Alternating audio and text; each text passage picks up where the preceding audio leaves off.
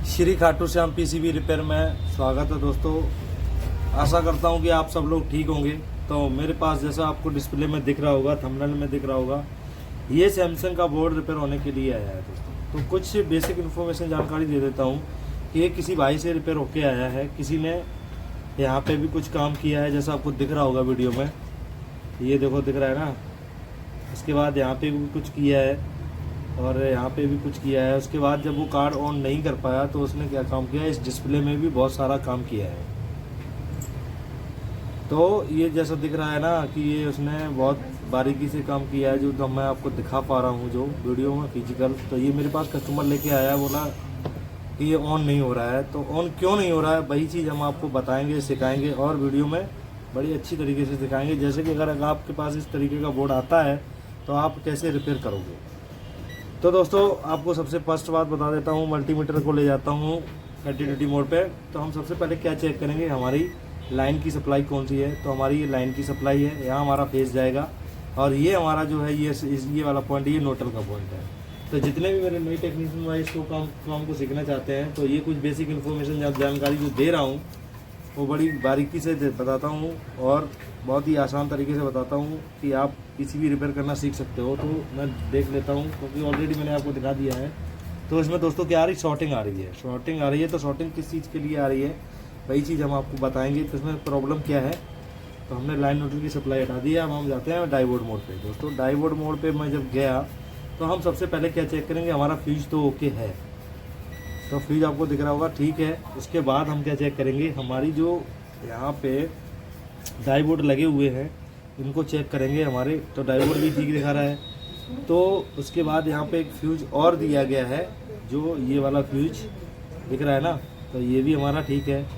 तो हम अब क्या चेक करेंगे, हमारा ब्रिज रेक्टिफायर तो शॉर्ट नहीं है, तो ब्रिज रेक्टिफायर भी शॉर्ट है। तो अब प्रॉब्लम कहाँ पे है दोस्तों, तो ब्रिज रेक्टिफायर शॉर्ट है हमारा, नहीं है। तो यहाँ से सप्लाई सीधी हमारी आती है इस ऐसे पे। तो यहाँ पे एक डाईवोड लगा हुआ है, हम इस डाईवोड को भी चेक करेंगे, हमारा कहीं शॉर्ट तो नहीं है। अगर ये भी शॉर्ट होगा तो भी दिक्कत करेगा। तो ये भी हमारा डाईवोड ठीक दिखा रहा है। तो अब हमारा सीधा सीधा जो जा रहा है, तो ये जो SMPS लगा हुआ है, जो SMPS लगा है ये हमारा शॉर्ट लग रहा है। तो हम इसको क्या करते हैं दोस्तों, बाहर। दोस्तों इसको करते हैं बाहर। तो हम बाहर करने के बाद हम इसको बाहर करेंगे और जो भी हमने आपको बेसिक इन्फॉर्मेशन जो जानकारी दी है इस वीडियो में, अगर आपको पसंद आई हो तो हमारे चैनल को सब्सक्राइब कर लो और लाइक कमेंट जरूर करके बताना कि आपको वीडियो कैसा लगा। वीडियो को लास्ट तक देखना, तभी आपको समझ में आएगा कि हमने इसमें बताया क्या, कैसे इसे रिपेयर किया है। आप इसी तरीके से आसान तरीके से इसे रिपेयर कर सकते हो। तो दोस्तों थोड़ा आयरन मेरा ठंडा है, थोड़ा आयरन हीट हो जाए उसके बाद हम इसको निकालते हैं। तो दोस्तों हम आपको अलग अलग न्यू फॉल्ट बताते हैं। अगर आप इस तरीके से पीसीबी रिपेयर करना सीखना चाहते हो तो हमारे वीडियो को आप वॉच करिए और वीडियो को लास्ट तक देखिए। बहुत ही आसान तरीके से मैं बताता हूं दोस्तों, और ये मैं 100% की गारंटी लेता हूं। अगर आपने मेरा पूरा वीडियो देख लिया तो आप पीसीबी रिपेयर करना सीख जाओगे, क्योंकि हम बिल्कुल शॉर्ट तरीके से बताते हैं, इधर उधर कहीं नहीं घुमाते हैं दोस्तों। तो हम इसको बारीकी तरीके से आपसे सिखाते हैं। तो हम क्या करते हैं दोस्तों, अब इस SMPS को बाहर निकालते हैं, क्योंकि SMPS हमारा जो है ना, क्योंकि दोस्तों होता क्या है कि जब हमारा SMPS शॉर्ट हो जाएगा तो ये दिक्कत करेगा दोस्तों। तो आपको यहाँ शॉर्टिंग मिलेगी। तो मैं दावे से कहता हूँ, जो भी बताता हूँ रियल बताता हूँ, और आप बिल्कुल आसान तरीके से इसे रिपेयर करना सीख सकते हो दोस्तों। तो अब हमने इसको SMPS को बाहर कर दिया है, जैसा आपको दिख रहा है वीडियो में, मैंने SMPS निकाल दिया है। अब हम इसमें देते हैं लाइन न्यूट्रल की सप्लाई, देखते हैं हमारी शॉर्टिंग गई या नहीं गई। अगर शॉर्टिंग फिर भी आ रही है तो इसमें और कोई इशू और होगा। अगर शॉर्टिंग नहीं आएगी दोस्तों तो हमारा SMPS शॉर्ट है। तो दोस्तों कोई शॉर्टिंग हमारी नहीं आ रही है। अब हम क्या करेंगे दोस्तों कि इसको हम लाइन न्यूट्रल की सप्लाई हटाएंगे और हम आपको एक चीज़ नॉलेज देना चाहता हूँ। इस SMPS की जगह पर ये वाला SMPS हम यूज करेंगे। तो आपको कैसे लगाना है वही चीज़ हम आपको सिखाएंगे और बताएंगे। तो रेड के वायर कहाँ पे लगाने हैं वो हम आपको बता देते हैं। पहले हम ऐसे वायर को यहाँ से दोनों रेड के वायरों को हम बाहर निकालते हैं, क्योंकि आपको इस तरीके से पूरे YouTube पे कहीं वीडियो सर्च करने पर नहीं मिलेगा जिस तरीके से मैं आपको सिखा रहा हूँ। तो हमने क्या काम किया, रेड के वायर। कुछ परेशानी।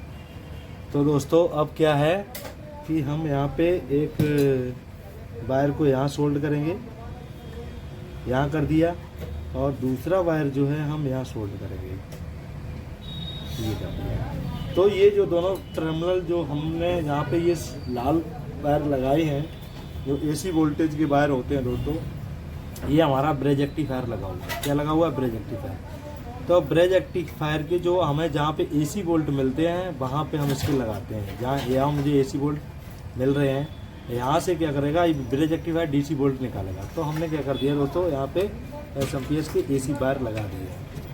यहाँ हमने ये लगा दिए। उसके बाद दोस्तों अब हमारे जो ये 2 तार बचे हैं, तो दिख रहे हैं ना ये 2 तार, तो इनको हमको कहाँ लगाना है, उनको लगाना है हमको इस पॉइंट पे। जो ये डायोड लगा हुआ है ये क्या करेगा दोस्तों, एक जो 12 वोल्ट होते हैं ना हमारे, इस डायोड से DC फिल्टर होके सीधे हमारे यहाँ पे 7805 जो IC लगी है वो यहाँ पे 12 वोल्ट इन करेगा और 5 वोल्ट आउट करेगा। जब 5 वोल्ट आउट करेगा तो हमारा ये जो MCU IC जो सर्किट है ना वो काम करना स्टार्ट कर देगा।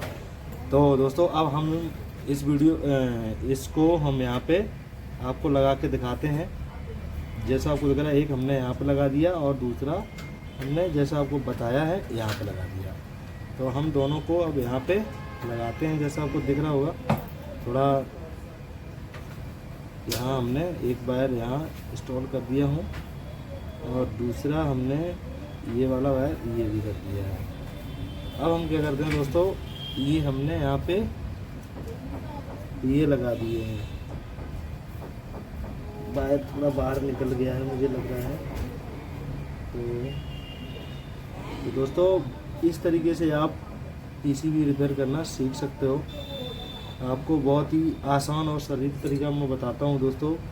ये हमने यहाँ पे ये सोल्ड कर दिया है, तो ये हमने सोल्ड कर दिया है। दूसरा वाला जो वायर है हमारा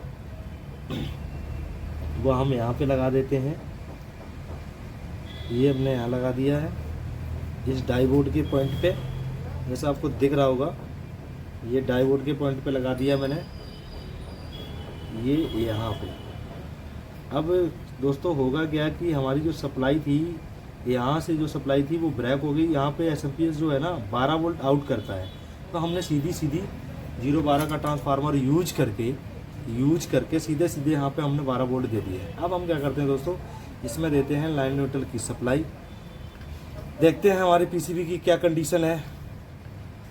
अगर हमारा कार्ड ऑन हो जाता है तो मुझे तो 100% का है कि हमारा कार्ड ऑन होना चाहिए। तो हमने यहाँ पे दे दिया लाइन की सप्लाई दोस्तों, और ये हमने लाइन की सप्लाई दे दी, ये हमने न्यूट्रल दे दिया। तो जैसा आपको दिख रहा होगा हमारी डिस्प्ले क्या हो गई दोस्तों, ऑन हो गई है। डिस्प्ले ऑन हो गई है। तो जो भी हम दोस्तों बताते हैं बिल्कुल एक्यूरेट जानकारी देते हैं। तो हमने ये SMPS शॉर्ट होने के कारण इस वाले, तो ये मेरा PCB ऑन नहीं हो रहा था। जैसा आपको हमने दिखाया भी है, किसी की दूसरे बंदे के पास ये PCB रिपेयर होने के लिए गई है, उसे तो SMPS लगाना नहीं आता है, इसलिए वो हमारे पास लेके आया दोस्तों। अब हम तुमको और कुछ बेसिक नॉलेज जानकारी दे देता हूँ। इसमें आ रहा है E154, यानी E154 को जो एरर आ रहा है वो आ रहा है हमारा मोटर का। तो मोटर का जो एरर आ रहा है तो मैं इसको हटा देता हूँ, फिर हम आपको मोटर की भी वायरिंग करके बताता हूँ दोस्तों। तो हमारा मोटर की वायरिंग कैसे की जाती है वो भी आप सीख सकते हो, बिल्कुल आसान तरीके से बताता हूँ दोस्तों। ये हमारा कैपेसिटर लगा हुआ है, ये जो कैपेसिटर लगा हुआ है ये वाला, इस कैपेसिटर से क्या होगा, इस कैपेसिटर से सप्लाई यहाँ जाएगी और इस कैपेसिटर से सप्लाई हमारी यहाँ जाएगी। तो मोटर में क्या दिया गया है हम आपको बता देते हैं। जैसा आपको दिख रहा होगा, ये वाला जो टर्मिनल दिख रहा है ना मोटर का, ये वाला, तो ये वाइट और जो रेड है वो हमारे कैपेसिटर के बीच में रहेगा, और जो ब्लैक वाला जो हमारा वो ग्राउंड रहेगा। तो हम इसी तरीके से इस जैक को लगा देते हैं। तो हमारा क्या है कि ये जो वाइट वाला जो तार है इस कैपेसिटर के पॉइंट पे आ गया, ये वाइट वाला तार है जो हमारा इस पे आ गया, और जो रेड वाला तार है वो हमारे इस कैपेसिटर के इस पॉइंट पे आ गया दोस्तों। बीच वाला हमारा कॉमन हो गया। अब दोस्तों क्या करना है कि अब हमारे पास बचे हैं 3 वायर और, वो जो आपको पता है ग्राउंड, फीडबैक और VCC के वायर होते हैं, वो भी हम बिल्कुल आसान तरीके से आपको बता देते हैं कैसे आपको कहाँ पे लगाने हैं। तो हमारा जो मोटर की जो 3 वायर बचते हैं वो यहाँ पे आएंगे। तो ये हमारा नीला ये नीला जैक लगा हुआ है, यहाँ पे लगाना होते हैं। तो हम क्या करते हैं, हम जाते हैं डायरेक्ट ही कंटिन्यूटी मोड पे। तो हमको सबसे पहले क्या ढूंढना है दोस्तों, इसमें हमारा जो वायर ग्राउंड का लगेगा, सबसे पहले आपको ग्राउंड वायर ढूंढना है। तो हम क्या करेंगे, हम 7805 जो IC लगी होती है उसका ग्राउंड पकड़ेंगे। तो हमारी 7805 से IC जो लगी है ये लगी है, तो हम यहाँ से ग्राउंड पकड़ेंगे और हम इस पर बारी बारी से चेक करेंगे हमारी कंटिन्यूटी कहाँ पे आ रही है। तो इस पॉइंट पे दोस्तों नहीं आ रही है, तो और इस पॉइंट पे भी नहीं आ रही है, तो हमारा ये बीच का जो है ये कंटिन्यूटी आ रही है। तो ये दोस्तों क्या हो गया, हमारा ये बीच वाला जो है ना ग्राउंड का हो गया। तो हम मोटर में क्या कहते हैं, मोटर में हम आपको मोटर में भी दिखा देते हैं। ये हमारा जो ये ब्राउन वायर है VCC है, और जो वाइट वायर है वो V आउट है, और जो ब्लैक जो वायर है जो वो हमारा ग्राउंड का है।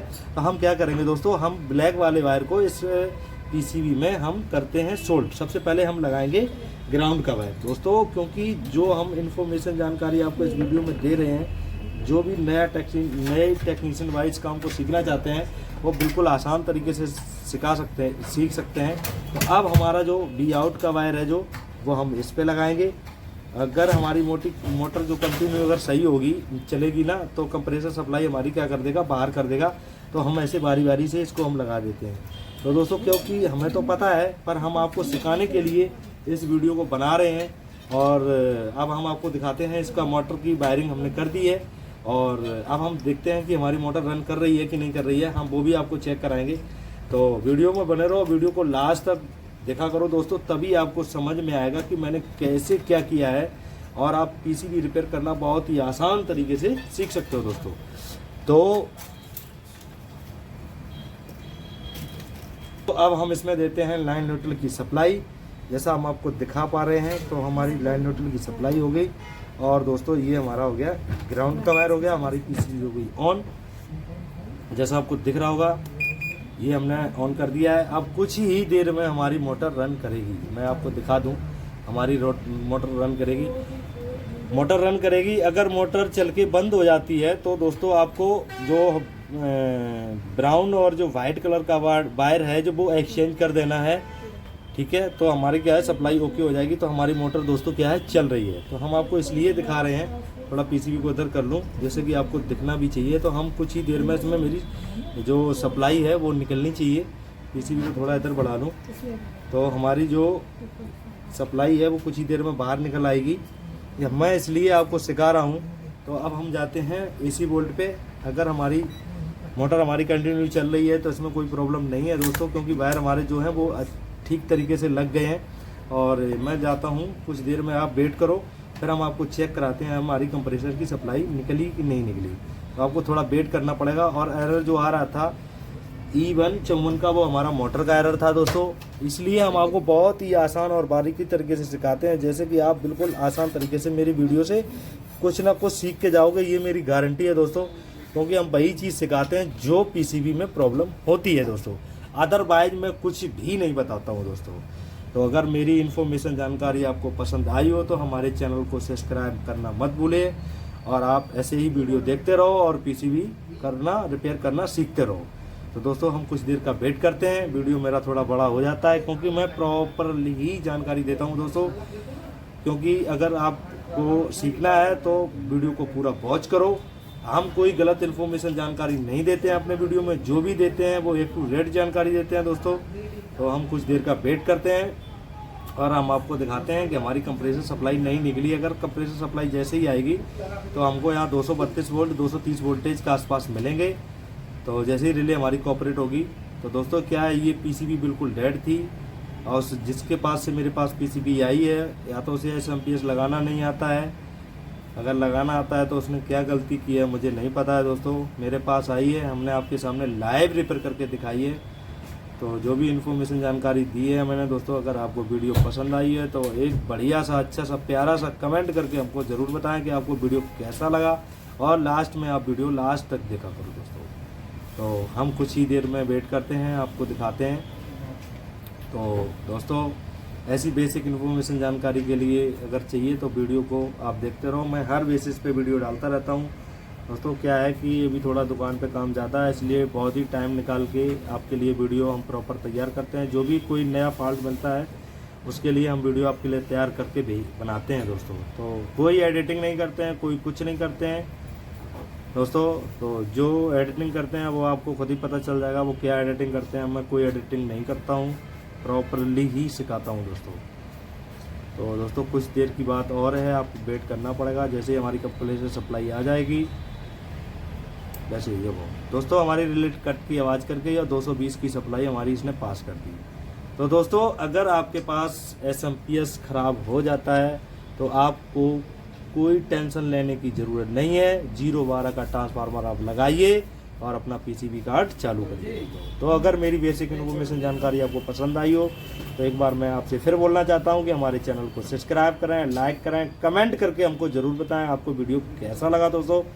और आज के लिए बस इतना ही, मिलते हैं नेक्स्ट वीडियो में। तब तक के लिए नमस्कार। जय श्री श्याम, जय श्री श्याम, जय श्री श्याम, जय श्री।